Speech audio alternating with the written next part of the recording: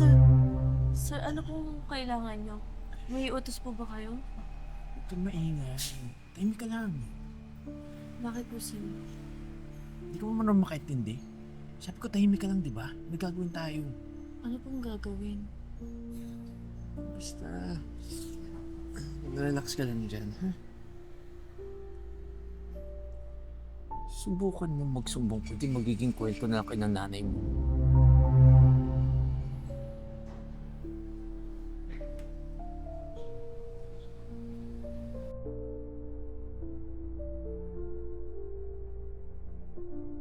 Nak, sigurado ka ba na okay lang sa'yo mamasukan kang katulong dito?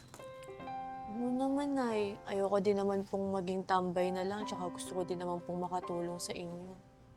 Ay, pasensya ka na, Nak, ha? Alam mo naman hindi kasya yung sweldo ko dito na mapag-aral ka sa kolehiyo. Naiintindihan ko po yun, Nay. Alam ko naman pong may mga bata pa po akong kapatid. Tsaka okay naman din po na dito ako magtrabaho para kasama ko po kayo. Maraming salamat, Nak, ha? At naiintindihan mo yung sitwasyon ng pamilya natin. Oo, Nay. Pangako ko po sa inyo. Magtatapos ako ng pag-aaral at maiaahon ko kayo sa kahirapan. Huwag kang mag-alala, Nay. Papabor din sa atin yung panahon. Oo nga, salamat, Nak. Siya, ready ka na ba? Baba na tayo. Sige, Nay. Ready ka na sa first day ng pagtatrabaho mo dito? Opo, Nay. Oh, ka na. Ituturo ko na sa'yo. Okay.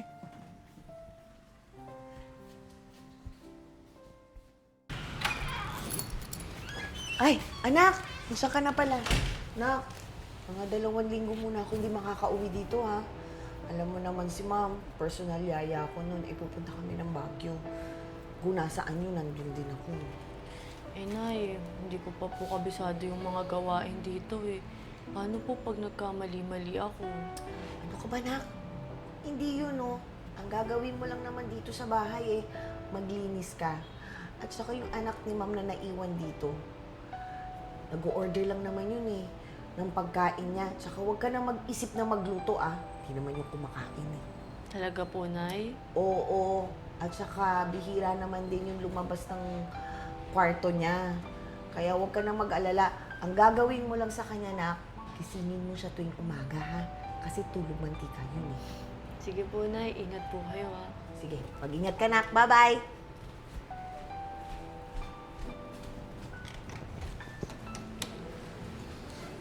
Sir?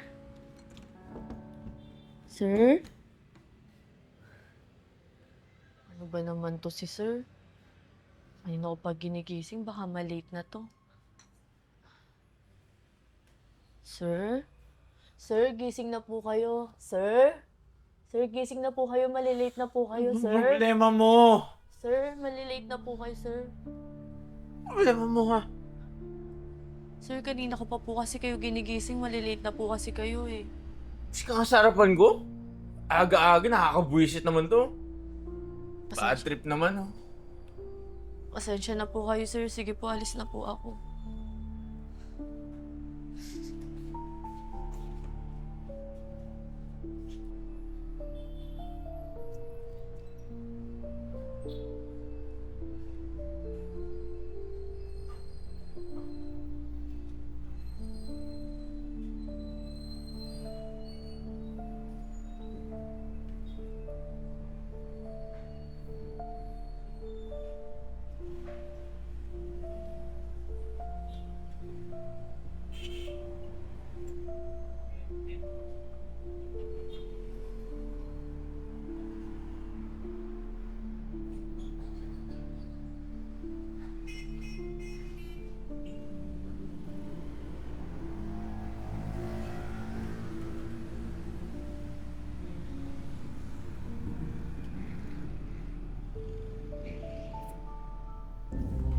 Sir, sir, ano pong kailangan nyo?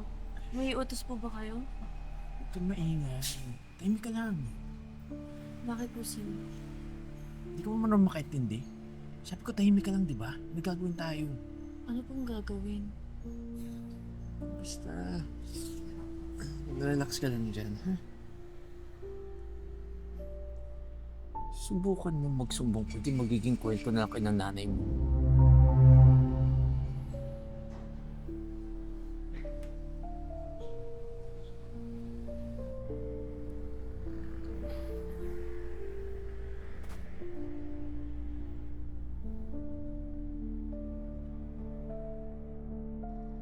Nak, alam mo, ang ganda pala talaga sa Baguio, no? Lalo na paggabi at saka ang lamig.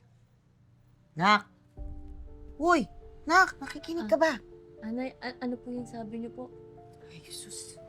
Kanina pa ako kwento ng kwento dito, hindi ka naman pala nakikinig. Bakit ba? Masama bang pakiramdam mo, Nak? Anay, ano po? Ilang araw na po kasi akong hindi makatulog ng maayos eh. Parang naninibago po ako. Ganun ba? O sige na, magpahinga ka na lang dyan. Wala naman tayong masyadong gagawin ngayon eh. Salamat po, Nay. Sige, lalabas muna ako. Bibili ako ng gamot mo. Meron ka bang gustong kainin? Wala po, Nay. Wala po akong gan. O sige. Aalis na ako ha. Bibili na ako ng gamot mo para makainom ka ha. Pahinga ka na dyan. Opo. Ha?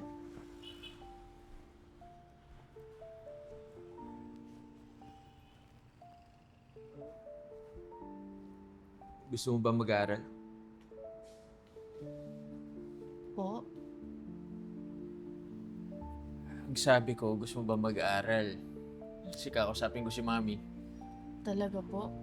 Pero baka po kasi ano po sabihin ng mami niyo. Bakit? Di mo ba gusto? Gusto po. Yun naman pala eh. Pero may kapalit po.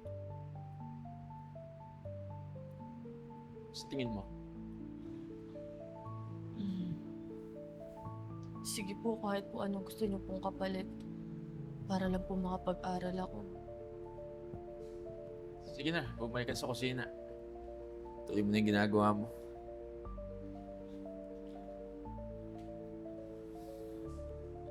Tama ba itong gagawin ko? Kapag nalaman to ni nanay, mawawalan siya ng trabaho. Ano naman yung mga kapatid ko? Bahala na nga. Gagawin ko to para sa pamilya ko. Lord, ikaw na po bahala sa akin.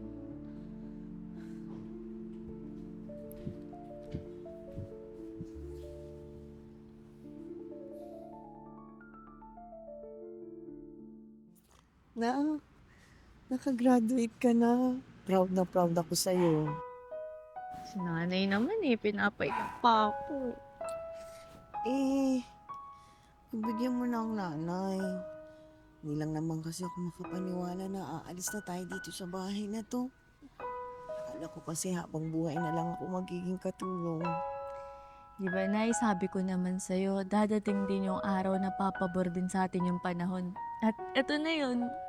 Kaya nga eh. Pero, sipin mo nak, no? Akala natin yung anak ni Ma'am walang pakialam sa atin. Yun naman pala. Siya pa yung kumausap kay Ma'am para pag-aralin ka sa koleyo. Siguro, naawa sa atin talaga. Sige na, Nay. Tara na, baka inaantay na tayo ni Bunso sa bahay. Ay, oo nga pala. Baka nandyan na rin yung binok natin na sasakyan. Halika na na. Tara, Nay.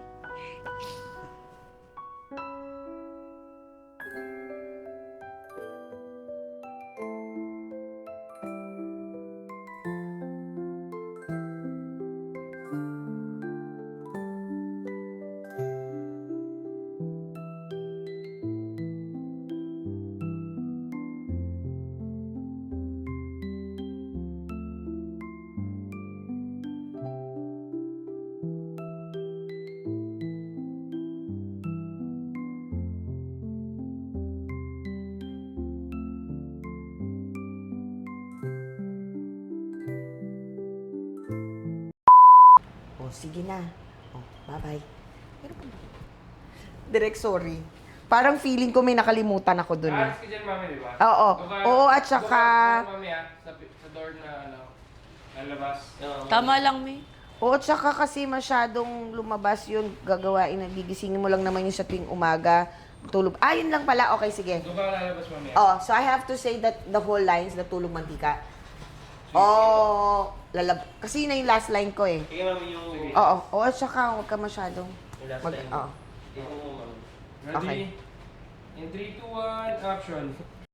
Ito eh. Paano po pag nagkamali-mali ako? Ano ka ba? Hindi yun. Basta ang gawin mo lang naman dito, maglinis ka lang ng bahay. Saka yung anak ni ma'am na maiiwan dito. Hindi naman yung nalabas ng kwarto. Ang gagawin mo lang dun. Hindi nalabas. Sorry. Ulitin ko. Okay. 3 seconds, ma'am. 3 seconds. Hi fam, this is Ian Pecho. Kindly like our Facebook page, The Crazy Ones, and also subscribe to our YouTube channel, The Crazy Ones. The Crazy Ones, life never gets old. Hey! Oh yeah, so wherever we go, the story's told with the crazy ones. Life never gets old. Let's go, living this life, feeling it in our soul. With the crazy ones, yeah, let's roll.